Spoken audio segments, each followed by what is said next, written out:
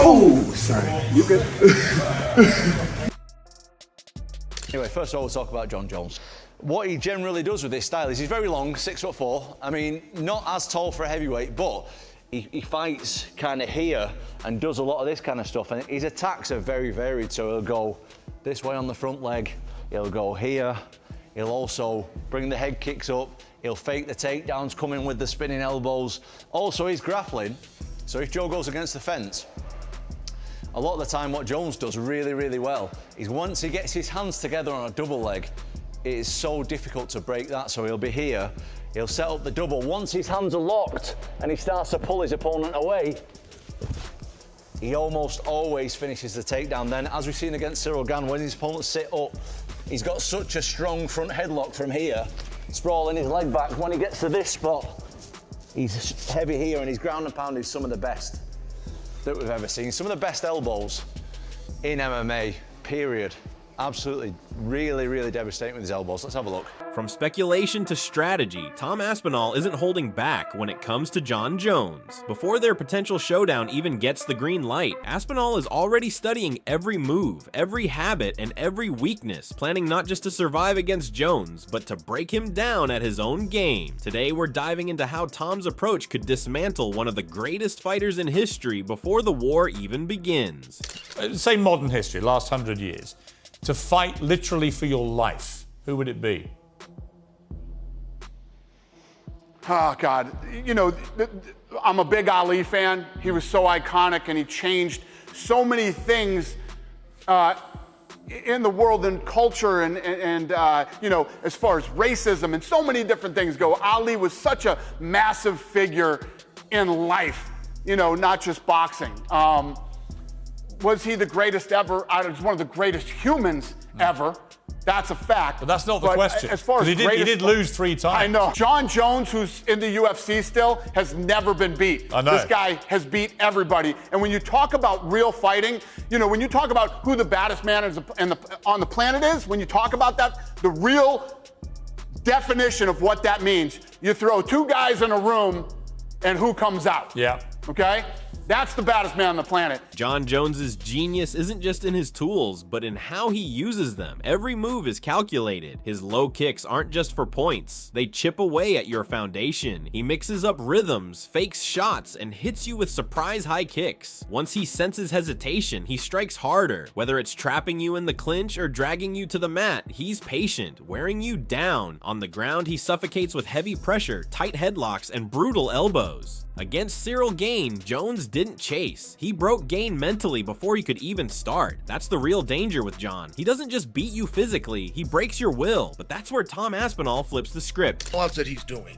Tom is in a position where he's better than he knows he is. And that is a very slippery slope. Some guys will accept that and they gain a confidence and they become a new level of dangerous. I would put Jon Jones in that category. I would put Anderson Silva in that category. But other guys start to believe in their greatness. They take their foot off the brake. That fear, that lack of confidence, right? People tell you got to be confident. You must have confidence. They'll tell you that. But that's a very interesting pie chart. That pie chart, you don't want that 100% filled in. As a matter of fact, you don't even need it 50 or 40%. You just need a sliver. You just need a sliver of, I can do it if. I believe I have a way if. And then you start to fill in that blank with 2 or 3 things. If I move my feet, if I push hard through the entire fight, whatever it might be. And I'm watching Tom surprised with him. When I'm thinking of a Tom versus Jon, I don't love the idea that Tom is getting guys out of here so quickly. I don't love the reality that in 3 years, Tom has been in the ring about 3 minutes. But the other side of it is, what are you gonna do? How you gonna stop him? Curtis Blades had a plan, which was perfect. Strike with him. roll to the outside. Eventually strike them, don't roll to the outside, change elevation, grab the sumbitch. That was Curtis Blade's plan. He's a national champion wrestler. He's as dangerous of a wrestler as the division has.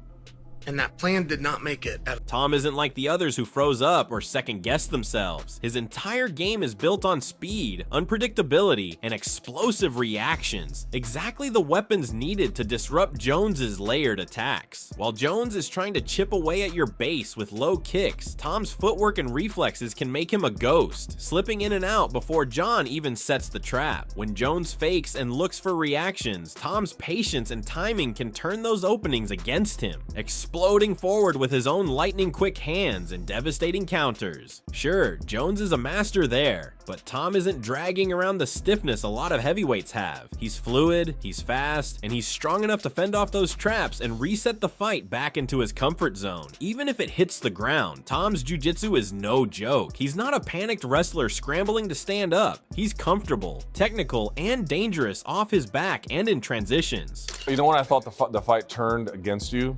Was when he grabbed your hands and then came over with the elbow. I noticed your reaction after that was different than any other reaction. Listen, I can count the times where I actually felt pain in a fight, and that was one of them. That was one of them. I was like... Remember, he had a few fights before crushed Brandon Vera's face with the same elbow. Yeah, he came over top and he caught me with the elbow, and it's almost like I pulled myself into it because I'm pushing against his hand, pushing his mind, and then he just pulls his hands away and I fall right into it. And then boom, he catches me with that elbow. And I remember feeling like, fuck, did Herb just hit me? Like, did somebody just throw something in his cage and hit me now? Because I'm like, I can't see anything right now. And I was dazed and I was dizzy. But I was like, man, what was that? It took me a while to figure out, like, even what was it? Yeah, John really was that good. Yeah, he really God, was that good. That said, it's not just John's technique you have to worry about. It's his freakish strength, too. Even the most skilled fighters have felt it. You can't watch him dominate opponents in the clinch or muscle them to the ground without realizing it's not just strategy, it's raw, terrifying horsepower behind every move. Like, if you're not taking anything, then your recovery from like really heavy power lifts is kind of significant. Didn't he lift like 600 pounds or something? Oh my God, he's strong as fuck. He's strong as fuck. He looks very big now. Like, he looks like a heavyweight. But I just wonder, how much weightlifting do you have to do? And what makes John Jones even scarier is that he's not just technical, he's freakishly strong too. You can't watch him dominate opponents in the clinch or muscle them to the ground without realizing that. It's not just technique at play, it's raw horsepower behind it. Even guys like Daniel Cormier and Joe Rogan, who've seen and felt what elite strength looks like, can't help but marvel at it. They've talked about how Jones was lifting massive weights. We're talking 600 pounds, and doing it while looking every bit the heavyweight he's become today. And it's not just about how big he is now, it's how he carries that power into his grappling, control, and every strike he throws. It was me talking about trying to explain why John exists, that there's people that are just different, they're wired different, and they are uncommon amongst uncommon men. They rise to the top of the top. They're and the black they just op of their dominate. They just dominate, and that's John. He's just the greatest of all time. It's exciting he's to watch. 37 years old and he's still the greatest. I mean, that's watching that crazy. fight, watching, you know, Tyson or Jake Paul or whatever. Jake Paul, I wouldn't even want to say Tyson. And then going the next day and watching that fight. Yeah. Watching those fights. It wasn't the only fight. The one before was, what was his name? The fight before John Jones. Oh, Charles Oliveira and Michael Chandler. Yeah, incredible Great fight. Incredible fight. Amazing fight. Yeah. Yeah, John he's a special dude. It's not just John's size or strength that makes him dangerous. There's something deeper. Joe Rogan put it best. Some athletes are simply wired differently. They don't just reach the top, they live there, dominating everyone who tries to challenge them. John Jones is one of those athletes. Even at 37, he's still operating at a level most fighters can only dream of. Rogan compared it to watching legends in other sports. John isn't just great, he's in a category of his own. I had this crazy thing that I would do where I would party 1 week before every fight, and I did it throughout my whole career. And this was stupid, but it was this mental crutch that I had. I literally would, 1 week before every fight, I would go out and I would get blacked out wasted. And my logic was, if this guy were to beat me somehow, I can look myself in the mirror and say that, well, I lost because I got hammered the week before the fight. So it was a built-in safety net. It was a safety net. Yeah, exactly. So I did it my whole career. I would go out and get hammered 1 week before every fight. And just when you think John's greatness is all about talent, hard work, and genetics, he drops a bombshell that leaves you shaking your head. On Joe Rogan's podcast, John revealed that before almost every fight, he would intentionally get blacked out drunk a week out. It wasn't random, it was a safety net. In his mind, if he lost, it wouldn't be because he wasn't good enough. It would be because he partied too hard. It sounds insane, but even with this self-sabotage, John kept winning. That's how different he is. Even when he made it harder for himself, he still dominated. Yeah, it came out John Jones wants 6 months to prepare for Aspinall. I think that's fair. What do you feel about that? It makes sense. Where do you put your money? I would not have bet against John, but I do think he should be an underdog in that fight. Damn. Aspinall's young in his prime. So John big, too. didn't look great, I don't think, against Stipe. Didn't look great against Cyril Gane. Yeah. We don't know. There's so many question marks on John. You know, my money would probably be on Aspinall, but John's the greatest to ever do it. So you don't want to count him out. I would say John should be like a plus 120 because there's question marks. Aspinall's a big boy. And very, very skilled. And But he has some holes. His defense is a little. Well, he's also got holes, and if John grabs that black belt in jiu-jitsu is all good, but if John grabs him, puts him on his back, that's a possibility too. Oh yeah, that's probably his best bet because he's not going to knock him out. No. And that wild side of John, the partying, the chaos, somehow never seemed to slow him down. But today, things feel a little different. Now with John Jones versus Tom Aspinall potentially on the horizon, the conversation isn't just about skill or greatness anymore. It's about how much time and damage have added up. On a recent episode of The Fighter and The Kid, even Brendan and Brian couldn't land firmly on a side. They admitted normally you'd never bet against John Jones. He's the greatest to ever do it. But now, there are too many question marks. We're at the top of the mountain. Like, there's not many of us there. Only one of us is going to make it. There's two of us. So it's essentially a 50-50 who's going to win. And I think, as confident as I am, and I honestly believe that I'm the best heavyweight walking around on planet Earth right now. I seriously believe it. But that still means that I can lose because it's MMA. They pointed out that John didn't exactly look unbeatable against Stipe or Cyril Gane, and with Tom Aspinall looking faster, bigger, and more dangerous than ever, it's not so clear anymore. Sure, John has the experience, the craftiness, and the black belt level jiu-jitsu to cause problems if he drags the fight to the mat, but at the same time, Aspinall's youth, speed, and sheer knockout power are serious problems that John might not be able to solve the same way he used to. It's no longer a simple John Jones wins because he's John Jones situation. The question now is real. After years of wars, setbacks, and time away, can John still dominate the way he once did against a new generation of monsters like Tom Aspinall? And even with John Jones, he doesn't look like the John Jones that was at light heavyweight. He doesn't. The John Jones at light heavyweight was a lot, my personal opinion, was a lot faster, a lot more agile. And each time John Jones would try to negate the shot, is he would just turn his back and run away from Stipe. And Stipe isn't young enough to keep up and keep that void on him and keep him up, right? That's one thing that John Jones does, is when you try to cross the void to John Jones, he puts his hand in front of your face. You have to slip off it and get it off there and try to go to the body. But once again, it's easier than said and done. It's a lot harder to do. But when you see that he uses his range to get away and pulls his head away and runs away from you.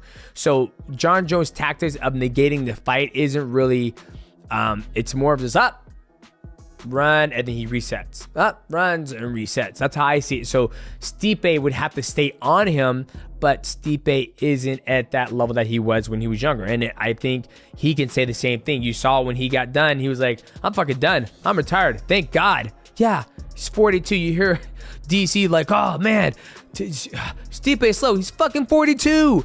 Guys, we got to stop thinking that just because we're still able to, we saw it last night with Mike Tyson taking on Jake Paul. Granted, that's a 30-year difference. But guys, as we get older, we're not as fast, right? I mean, it's a God-given fact. It's proven. And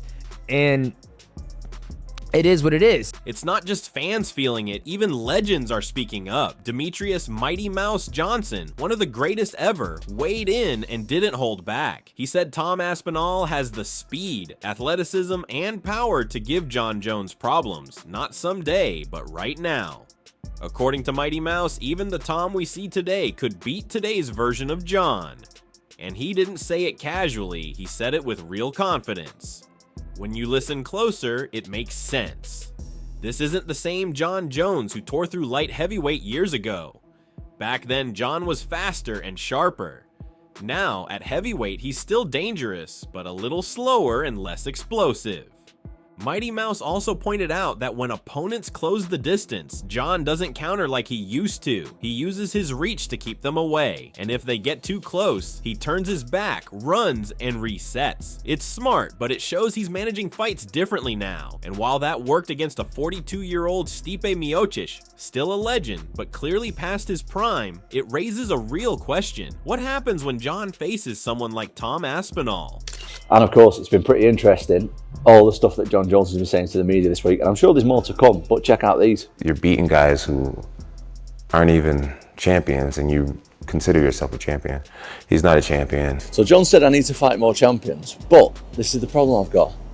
Jon is the champion, and he won't fight me. And he says that he won't fight me because it's too much of a gamble.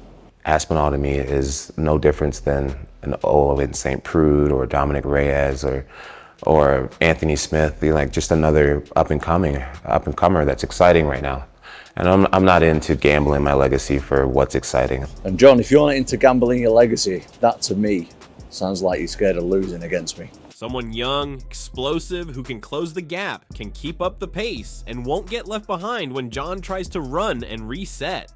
Age catches everyone eventually, even the greatest. And Mighty Mouse's words hit hard because they aren't coming from hate. They're coming from the perspective of someone who knows exactly how unforgiving time can be inside that cage. Jon Jones is still the GOAT, no debate there. But now, as this new breed like Tom Aspinall rises, you can't help but wonder, is it finally the moment where the unstoppable force meets the immovable future?